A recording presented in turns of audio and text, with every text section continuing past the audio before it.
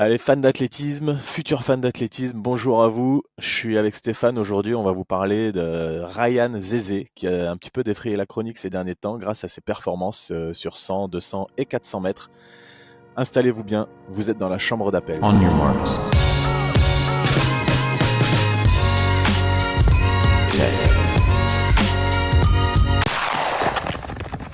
Ryan Zézé, tu l'as dit, il éclabousse un peu le sprint français. On va en parler, le polyvalent sprinter français. Il a 27 ans, donc né en 1998. Ça fait 10 ans, un peu plus de 10 ans qu'il fait de l'athlé.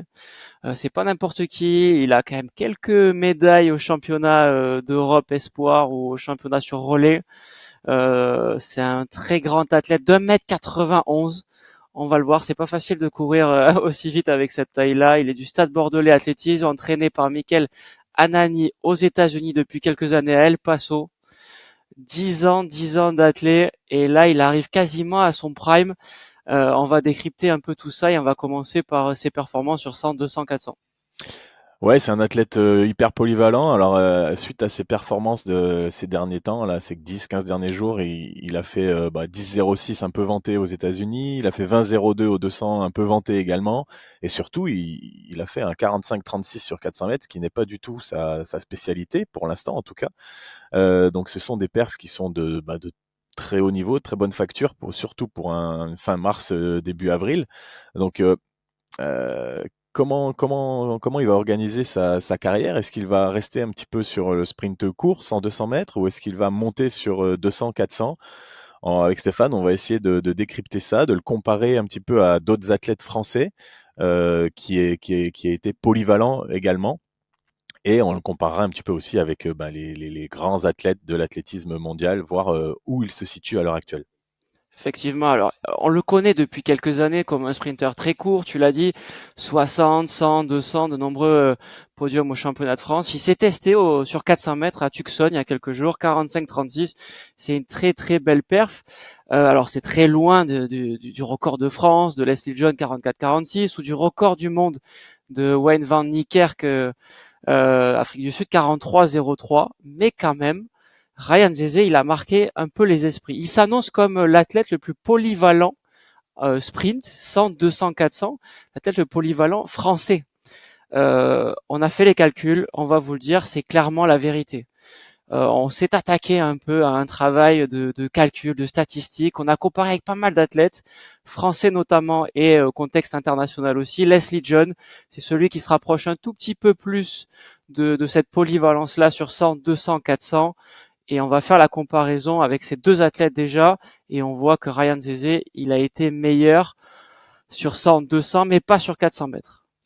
Ouais, alors si on compare un petit peu bêtement, le record de Ryan Zézé c'est 10,11 au 100 mètres, le record de Leslie Jones c'est 10,52. Donc gros avantage à Ryan Zézé sur cette discipline.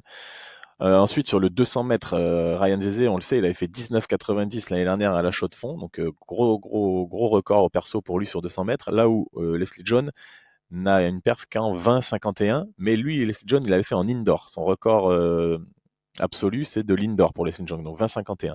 Et tu l'as dit Stéphane, par contre sur le 400 mètres, Leslie Jones, recordman de France, 44-46 contre 45-36 pour Ryan Zézé. Mais si on additionne ces trois performances pour les deux, ça fait une perf totale de 75 secondes et 37 centièmes pour Zézé et 75 secondes et 49 centièmes pour Leslie Jones. Donc ils sont très proches en termes absolus, avec un léger avantage à Ryan Zézé.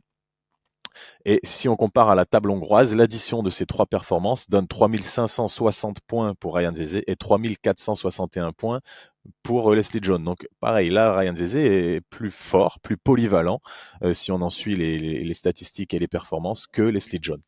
Voilà, la question qu'il va falloir aussi se poser et qu'on va essayer de s'interroger en tout cas là-dessus, et vous allez nous dire un peu notre avis, c'est que Ryan Zézé, il fait que du 60, 100, 200.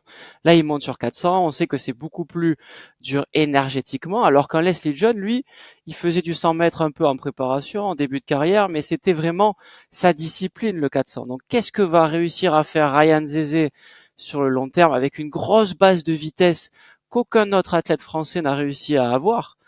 Et essayer de faire du 400 mètres.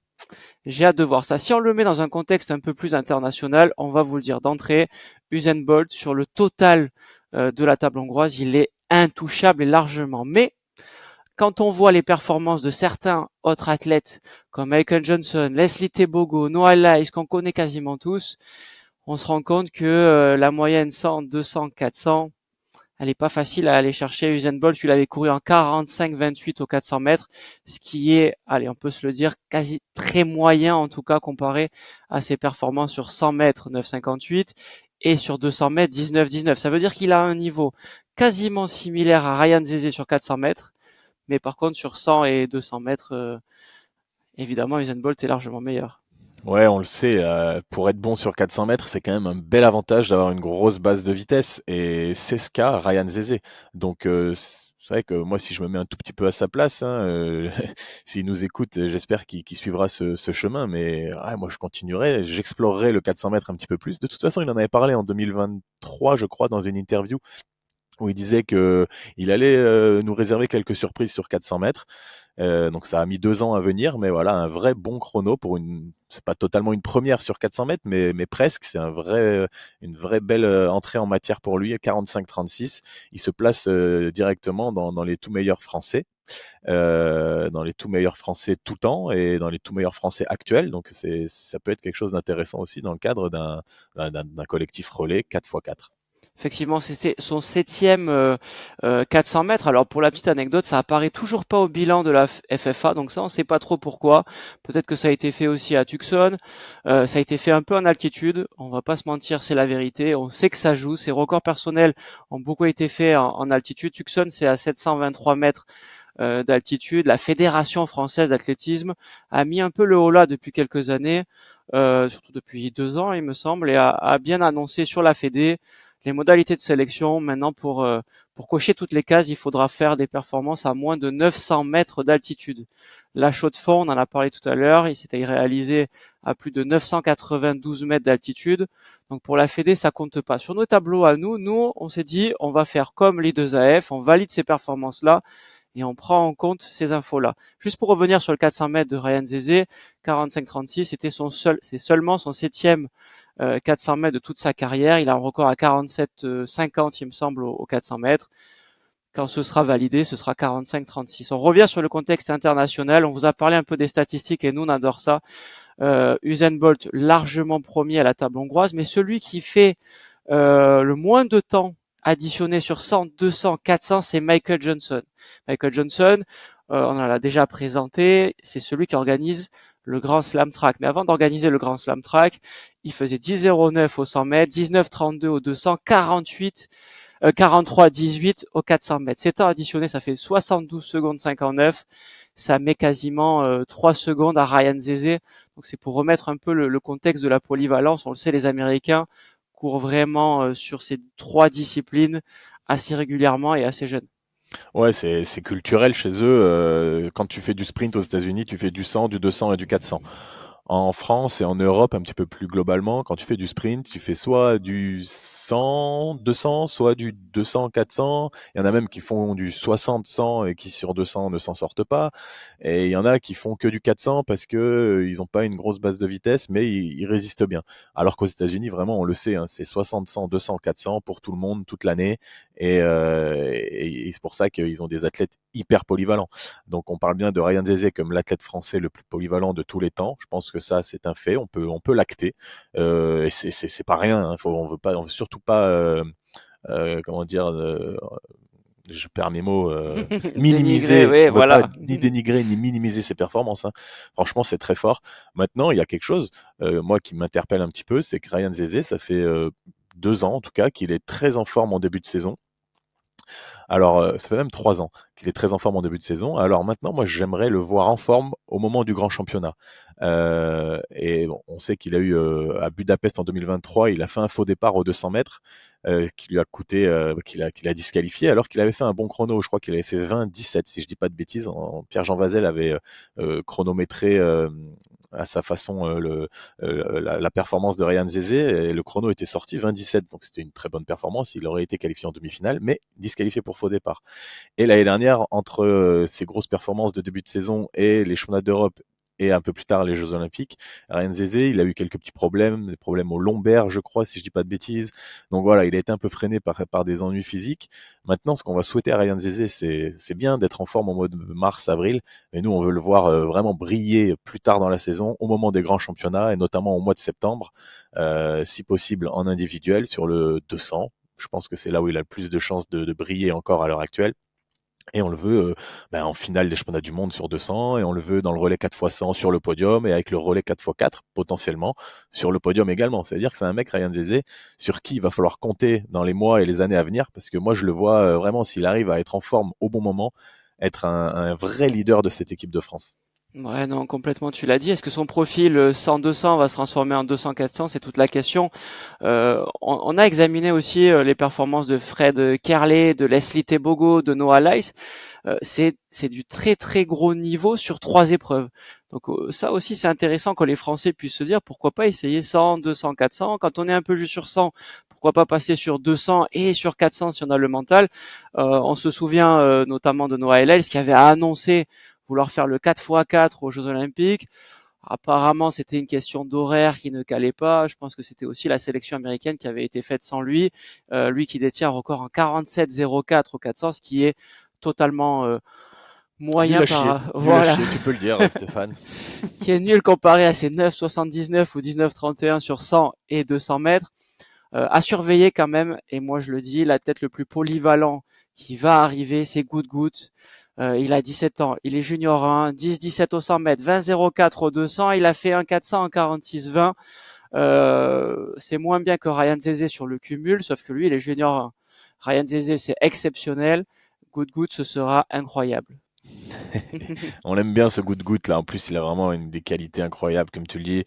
Il vole sur la piste. On a hâte de le voir évoluer. Mais pour l'instant, on parle de Ryan Zezé, et on a un peu évoqué quand même. On peut pas ne pas évoquer. On l'a comparé à Leslie John. On l'a comparé avec beaucoup de précision à d'autres grands athlètes comme Usain Bolt, comme tu l'as dit, Fred Kerley, Michael Johnson.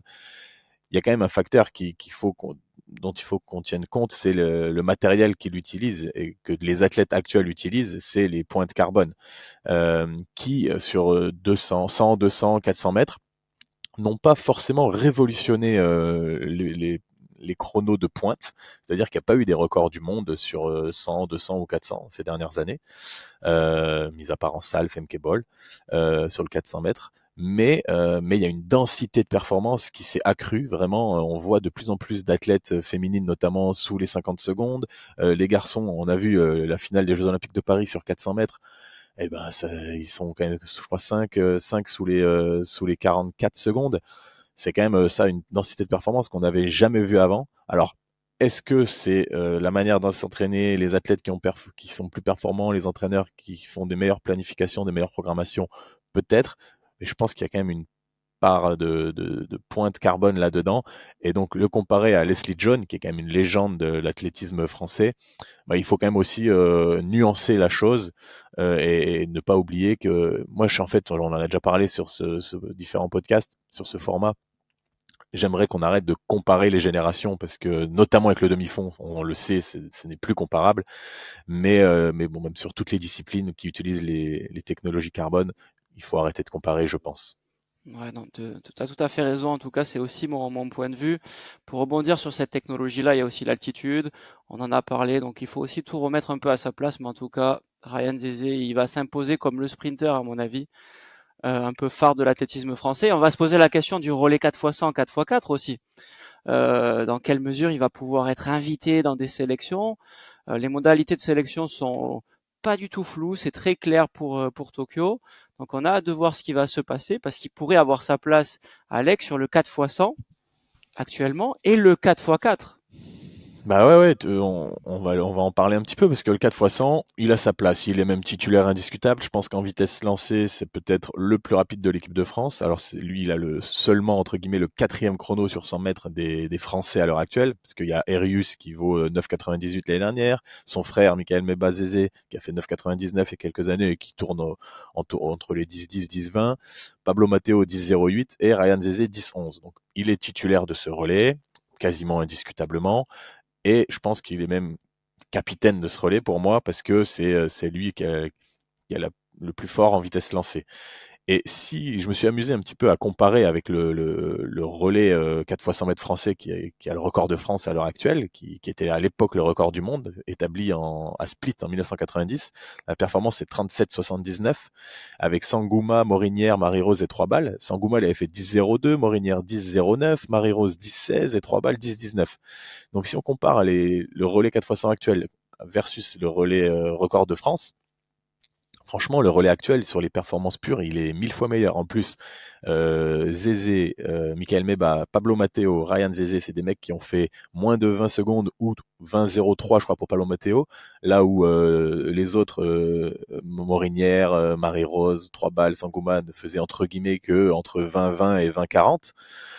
Donc franchement, ce relais actuel, il a toutes ses chances. Pour moi, il doit faire le record de France. Au JO de Paris, ils ont échoué à 2 centièmes du record de France en 37,81. Mais dans les années à venir, avec l'éclosion de Erius, Zézé qui va encore monter en puissance, je pense, Pablo Matteo qui doit aussi monter encore en puissance, Michael Meba-Zézé, on va voir un peu comment il s'en sort, ce qui devient. Là, j'ai vu qu'il n'était pas dans la sélection pour les championnats du monde de relais là, en Chine prochainement. Il est peut-être un peu blessé, je sais pas. Mais il y a de la relève de toute façon sur le 100 mètres et le 4 fois 100 mètres. Franchement, pour moi, ça va être incroyable. Ils doivent faire 37,50. Et 37,50, tu fais médaille au jeu. C'est ce que j'allais dire, c'est clairement une chance, une opportunité pour ces athlètes-là de faire une médaille. Je pense que sans les dénigrer, une médaille en individuel, ça risque d'être très très compliqué, voire impossible.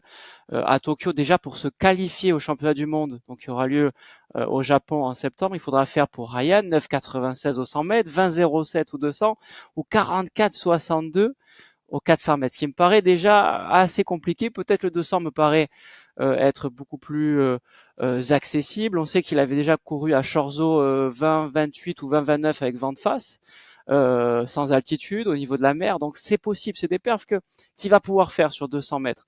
Maintenant, sur ce relais-là, il y a de quoi faire. Il y a de quoi faire aussi sur le 4x4, peut-être un peu moins pour moi, mais le choix va se porter sur des athlètes aussi qui ont peut-être un peu plus d'expérience, comme Gilles Biron, comme Mohamed Kouta ou Théo Andan, Lutti Vaillant, David Somb. Il y en a beaucoup. On pense notamment à Jordier qui était la tête d'affiche du relais 4x4 pendant des années, Jimmy Soudril qui a fait 45-59, médaillé aux Europes à Apeldoorn. Il y a du choix. Qu'est-ce que la Fédé va décider? J'ai hâte de voir ça. Est-ce que Ryan Zézé, ça aussi, il faut qu'on ait l'info, et j'espère qu'il va nous le donner. Est-ce qu'il va recourir un 4x4? Ça aussi, enfin un 400, pardon. Est-ce qu'il va recourir à un 400? Ça aussi, ce serait intéressant de le souligner. Maintenant, la possibilité de faire de l'individuel plus du relais ou deux relais, ça me paraît être assez compromis pour ces athlètes-là qui ont peut-être du mal à enchaîner aussi. Il va falloir voir. Bah, tu l'as dit, pour se qualifier pour Tokyo cette année, sur le 100 mètres et sur le 400 mètres, pour Ryan Zézé, ça me paraît complexe, hein, sans vouloir lui manquer de respect, loin de là. Sur le 200 mètres, je pense qu'il aura sa place, il n'y a pas de souci. Euh, mais du coup, il va faire le 200 mètres, série, demi, on espère pour lui finale. Euh, Vu la densité qu'il y a sur le 4 fois 100 mètres, peut-être qu'on peut se passer de lui en série. Il fera que la finale potentiellement. Et sur le 4 fois 4, ben, il peut être dans le collectif, hein. Moi, si j'aimerais bien être à la place de Emmanuel Uruguin, le sélectionneur, parce qu'il a une densité d'athlètes, une densité de performance qui est assez incroyable en ce moment, tu l'as dit, hein. Biron 45-05 l'année dernière, Kunta 45-17, Andan 45-18, Ludwig Vaillant 45-25 il y a quelques années, donc lui il a eu quelques blessures en plus, donc on va voir comment il revient. Sombé 45-32, Zézé 45-36, Saïdi 45-44, Soudril qui a fait 45-59 en salle, donc il va forcément valoir mieux en extérieur. Franchement, il va pouvoir piocher, il y aura pas de remplaçant ou de titulaire, il y aura un collectif et en fonction des parcours individuels de chaque personne sur les championnats, eh ben on pourra en reposer un, en mettre un autre. Donc Zézé, c'est pareil, il peut très bien laisser les collègues faire les séries et lui rentrer en finale si il refait un 400 et qu'il confirme sa performance. Parce que avant de parler de moins de 45 secondes pour Ryan Zézé, moi ce que je pense qu'il faut faire déjà, c'est confirmer la performance, confirmer un niveau de performance autour de 45, 45,3, voilà, ça sera très bien. Parce que pour rassurer le sélectionneur, il faut montrer de la régularité. S'il veut intégrer le relais, il faut qu'il soit régulier en 45, moins de 45-50, ça suffira. Et on lui fera confiance pour être vraiment performant et faire des chronos en 44. au moment des championnats. En tout cas, je pense qu'il y aura carrément un choix à faire entre le 4x4 et le 4x100. À Budapest, on se souvient, il y a l'année dernière, il y a 2 ans, le 4x4, la finale, la série du 4x4, en tout cas, était avant la finale du 4x100. Donc ça veut dire que dans la même après-midi, là j'ai les horaires sous les yeux, à 19h30, il y avait la série du 4x4 masculin et la finale du 4x100 était à 21h40. Ça veut dire que vu que la marge est un peu moins importante sur ce 4x4 masculin, il va falloir que Ryan Zezé, s'il est en très grande forme, court pour qualifier l'équipe en finale. Ça me paraît être un tout petit peu compliqué, mais en tout cas, ce serait super sympa de voir ces athlètes-là. On Ah, moi, revient. Vas-y, bah, termine. je suis pas d'accord avec toi là-dessus, parce que je trouve que justement la densité sur le 4x4, elle est énorme des athlètes français. Ils Est-ce que font ça va tous, passer? bah franchement, tu mets Biron, Kunta, Andan et Sombé, ça passe, hein. En finale? Non, en série, à leur meilleur Ah niveau. oui, d'accord, ok. Et Zézé, tu le fais rentrer en finale si jamais il y a besoin. Pour moi, Zézé, il vient en remplaçant de luxe sur le 4x4. Après, s'il lâche un 44-8, il sera titulaire. Mais C'est peut-être un qu'on joker, on peut ouais. se passer de lui en série, je pense. Ce serait un super joker. En tout cas, l'enchaînement 4x100 et 4x4, ce serait vraiment beau, hein. Je sais pas si d'autres athlètes français, en tout cas, on n'a pas trouvé l'info de participation, peut-être aux États-Unis, mais pourquoi pas. Juste pour revenir sur cette culture, on a parlé de la culture 100, 200, 400 aux États-Unis ou dans d'autres pays, hein, notamment Tebogo par exemple, avec le Botswana, on le sait, tous les mecs qui courent 100, 200, 400. Il y a un contre-exemple en France et on est obligé d'en parler, c'est Marie-Josée Pérec, 100, 200, 400, qui a un des meilleurs ratios de l'histoire sur cet enchaînement-là, derrière Marita Koch, mais c'était une autre époque, on le sait, c'était un dopage d'État. Donc j'ai même pas envie d'en parler, mais Shericka Jackson, qu'on connaît un peu plus à l'heure actuelle, vous l'avez suivi sur la série Sprint sur Netflix, 10,65 au 100 mètres, 21,41 au 200, 49,47 aux 400 mètres. Donc ça, c'est du très très costaud. Ça confirme aussi que ces filles-là, elles font du 400 mètres. Marie-Josée Pérec, elle avait fait 10,96 au 100 mètres, 21,99 au 200 et 48,25 au 400. Bah ouais, mais Shericka Jackson, c'est même pire que ça. Elle vient du 400 mètres, un peu à l'image d'un Fred Kerley. Ouais. Shericka Jackson, en 2019, elle est à Doha, elle est médaillée sur le 400 mètres. Et là, elle se dit, bon, je me fais chier sur 400 mètres, c'est un petit peu trop dur, je vais passer sur 100, 200, avec les succès qu'on lui connaît, parce que 10,65, 21,45, bah, elle a fait des médailles au JO à Tokyo, elle a fait des médailles au JO sur 100 et 200, pardon. Non, pas à Tokyo, mais au championnat du monde, elle est championne du monde. 21,41, c'est la deuxième meilleure performance mondiale de tous les temps sur le 200 mètres. Moi, je trouve que ce parcours, il est assez impressionnant. Parce que là, on parle de Ryan Zezé qui monte potentiellement sur 400 mètres, mais des athlètes qui viennent du 400 et qui descendent sur 200 et 100 mètres, un peu à l'image de Fred Kerley ou Michael Norman, les Américains. Pour moi, je trouve ça a moins, c'est moins évident, ça a moins de sens, et je trouve que c'est potentiellement plus dur en tout cas. Ouais, ça c'est sûr. Alors c'est vrai que Sydney McLaughlin, on a comparé un peu ses performances. Elle n'est pas encore à ce niveau-là, mais parce qu'il lui manque un tout petit peu de vitesse. Alors quand on lui manque un peu de vitesse, on lui manque pas de respect. Mais 11,07 au 100 mètres et 22,07 au 200, c'est pas une spécialiste vraiment du 100-200. Si on rajoute la discipline du 400 mètres haies, évidemment qu'elle explose Non, mais les records de tout. McLaughlin, ils vont voler en éclats cette année parce que elle va faire le Grand Slam Track, on en a parlé. C'est vrai. Elle va faire donc des 4H, notamment comme à Kingston, et des 400 mètres. Quand il y aura des bonnes conditions sur 400 mètres, à mon avis, elle va abaisser son chrono qui est de 48,74 pour l'instant. Et surtout, on a appris dernièrement qu'elle allait faire des épreuves du Grand Slam Track, mais pas que sur 400 mètres et 400 mètres haies, pas que sur le sprint les haies longues. Elle veut faire à Miami le sprint haies, le 100 mètres haies et le 100 mètres. Donc là, on a hâte de voir ça. Elle va certes potentiellement améliorer son record sur 100 mètres. Et sur une autre étape, un peu plus tard, je sais plus si c'est à Los Angeles ou à Philadelphie, mais elle veut faire le 200-400. Donc elle, c'est un peu la star, elle fait ce qu'elle veut dans le Grand Slam Track. Elle est racers dans toutes les disciplines. Je pense que si elle veut faire un 5000 mètres, Michael Johnson lui dit ok, pas de souci. Donc ouais, on va la voir sur 100, 200, 400, 4H, 100 et ça va être génial. Mais je pense qu'elle va faire voler en éclats ses chronos. Ok. Et est-ce que Ryan Zezé potentiellement pourrait rentrer aussi dans ce grand slam track? Ce serait quand même la question qu'il faudrait parler, enfin pas poser à Michael Johnson. Ryan Zezé, il est complémentaire 100, 200, 400. Il est encore un peu loin des meilleurs athlètes, on le sait. Mais pourquoi pas sur une étape être challenger? Il habite là-bas. Bah ouais, carrément. Je pense que s'il a pas reçu un texto ou un coup de fil de Michael Johnson, ça va pas tarder, Ryan Zezé. Pour moi, Ryan Zezé, il a un peu le même profil que Jeremy Richards de Trinidad et Tobago, qui a fini quatrième des Jeux Olympiques cet été sur le 400 mètres, et qui est un mec qui était médaillé, qui a été champion du monde du 400 mètres en salle, qui a été médaillé mondial en 2017 sur le 200 mètres, qui a un record en 19,80 en 200 mètres contre 19,90 pour Ryan Zezé, qui a fait 10,19 au 100 mètres, Ryan Zezé 10,11. Ils ont un peu le même profil sur 100-200. Si Ryan Zezé progresse et veut monter petit à petit sur 400 mètres, je le vois bien devenir un mec un peu comme Jeremy Richards. Donc Jeremy Richards, j'en ai parlé dans le dernier podcast. Pour moi, c'est le mec qui coche le plus les cases pour gagner le Grand Slam Track sur 200-400. Il a vraiment la base de vitesse et il tient le 400. Et Ryan Zezé, pour moi, c'est le challenger idéal à l'heure actuelle. Comme tu dis, il s'entraîne aux États-Unis, il est sur place. Là, El Paso, Miami, c'est un petit coup d'avion et à quoi il doit y avoir 2 heures de vol. Hop, je suis sûr qu'il est même prêt à payer son billet d'avion, Ryan. Ah bah ça c'est sûr. Complètement. Pour clôturer un peu sur Ryan Zezé, moi j'ai envie qu'on se fasse un petit concours, Alex, un petit pronostic.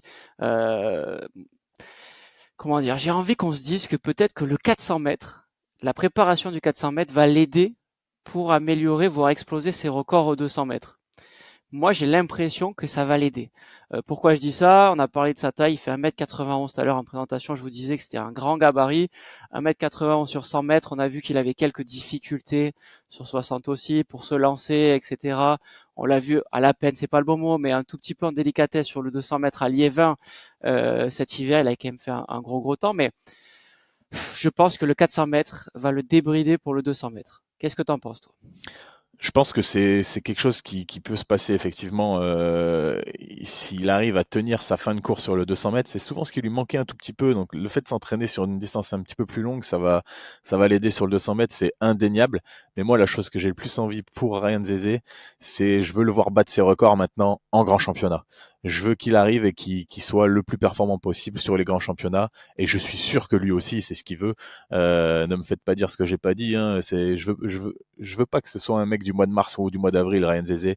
Je veux que ce soit un mec des grands championnats, du mois d'août, du mois de septembre, et qui ramène des médailles à la France. En individuel, encore une fois, pourquoi pas sur 200 mètres. Mais moi, j'ai très envie et j'ai envie de me projeter à très long terme avec lui. 2028, je veux le voir sur le podium. Allez, on est très ambitieux. Je veux le voir sur le podium du 4x100, du 4x4 et en finale du 200 mètres. Ok, ok, je pense que c'est possible et je te suis dans ça. Et donc rendez-vous en 2028 parce que ce podcast-là, il aura beaucoup de valeur si Alex a, C'est un pari à long terme. c'est un pari à très long terme. Et la cote est plutôt intéressante, donc allez-y. Je vais miser mon PEL dessus. C'est pas mal. Sans transition aucune, on a parlé un peu de Ryan Zezé, de sprint, on a parlé de chaussures, etc. Euh, Quelques minutes, une petite parenthèse en tout cas pour vous parler de la nouvelle identité, de la nouvelle marque de Kiprun. Donc ça n'a rien à voir avec Ryan Zezé. Ryan Zezé sprinter court. Là, on va vous parler du running. Ça s'est passé mercredi matin à Paris. Il y a Kiprun, la marque de Decathlon, qui a dévoilé une nouvelle identité, un nouveau logo.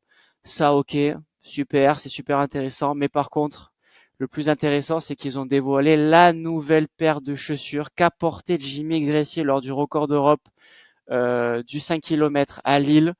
Il avait explosé ce record d'Europe en 12 minutes 57. On se rappelle sur un parcours qu'on avait décrypté avec Alex dans un précédent podcast. Là, la nouvelle paire de chaussures, ils l'ont annoncé. C'est pas une paire juste pour faire un footing. C'est pas une paire pour faire la sortie du dimanche. C'est une paire pour la gagne, pour la compétition. On va vous décrypter ça assez rapidement, mais c'est une paire très très rapide. C'est la KD 900X Lab, à ne pas confondre avec un modèle de chaussure qui existe déjà chez Decathlon, qui est déjà dans un niveau technologique assez incroyable, mais là, on atteint des sommets. C'est une plaque carbone, une mousse avec un nouveau matériau qui vont nous dévoiler un peu plus, 167 grammes de chaussures, c'est quasiment identique à la Vaporfly de Nike ou la Adios Pro de Adidas, il me semble. Mais par contre, moi, j'ai envie de lancer un débat, Alex. Cette chaussure-là, et ils ont été super honnêtes, les commerciaux là de Kiprun, elle va durer que 300 kilomètres. Ça veut dire que cette chaussure-là, à l'heure actuelle, quand on parle de durabilité, quand on parle d'écologie, quand on parle de respect de l'environnement, ils nous sortent une chaussure 300 kilomètres. Ouais, mais c'est quand même plus que les concurrents. Les concurrents, franchement, Peut-être, Les Adidas, moi j'ai lu des trucs, les Adidas, les Nike, c'est presque de l'usage unique. Quand tu fais un marathon, c'est vrai. elles sont moins efficaces après. Justement, ils se positionnent là-dessus, qu'ils prennent en disant, elles vont vous durer un tout petit peu plus longtemps que la concurrence, et c'est malin. Alors c'est sûr que pour un runner du dimanche, 300 km, c'est pas grand-chose, hein. Ça va lui faire 3 mois. Il va être dégoûté parce que tous les 2-3 mois, il va devoir changer de paire. Si, encore une fois, s'il veut rester performant, et tu l'as dit tout à l'heure, cette paire, elle est vraiment pour la gagne, pour la performance. Donc, c'est 300 euros, 300 kilomètres, 1 euro le kilomètre. C'est beau comme slogan, ça, non? J'aurais dû Bah, travailler dans le marketing chez Kipren, moi. voilà, mais qui va pouvoir se permettre de mettre 1 euro le kilomètre? Alors on le sait, on avait parlé dans des courses, quand on s'inscrit à une course, le prix d'Odossard, il a explosé ces dernières années, on est à beaucoup plus qu'1 euro le kilomètre. Là, la paire de chaussures, c'est 1 euro le kilomètre. 300 euros, 300 kilomètres. Alors on a déjà des petits retours parce qu'ils ont déjà envoyé des prototypes à certains influenceurs qui travaillent dans le running, qui courent. Ça dure un peu plus que 300 kilomètres à leur allure à eux. Donc cette chaussure-là, est-ce que c'est un bon deal pour des coureurs amateurs? Je sais pas. Par contre, c'est un super deal, c'est une nouvelle technologie pour des athlètes. Quand je dis des athlètes, c'est les coureurs qui veulent battre leur record. C'est pour des compétiteurs endurcis, c'est pour les compétiteurs purs et durs qui veulent battre leur record. Vous nous direz ce que vous en pensez. Est-ce que vous êtes prêt à mettre 300 euros dans ces chaussures-là? Est-ce que c'est pas un coup marketing de fou?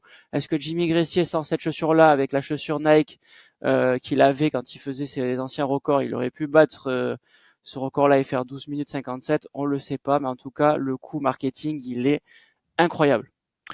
Ouais, et le coût marketing pour qu'il soit complet et incroyablement complet, on en reparlera lundi prochain, ou dimanche soir peut-être même, suite au championnat d'Europe de running qui vont avoir lieu ce week-end.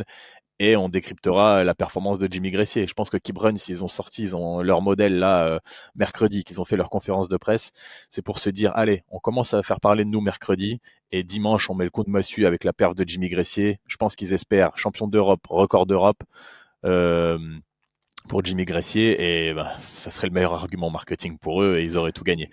Donc Complètement. on se verra nous dès dimanche soir, je pense, pour décrypter un petit peu et faire le débriefing de ces championnats d'Europe de running avec d'autres Français, hein. Il y a Yann Schrub notamment qui vise la gagne. On l'a entendu sur le 10 km aussi. Il a dit qu'il allait se donner à 1000%. On peut lui faire confiance sur ça. Nous, on se retrouve donc dimanche soir pour vous décrypter ça, et à très très bientôt À très les amis. bientôt. Vous étiez dans la chambre d'appel.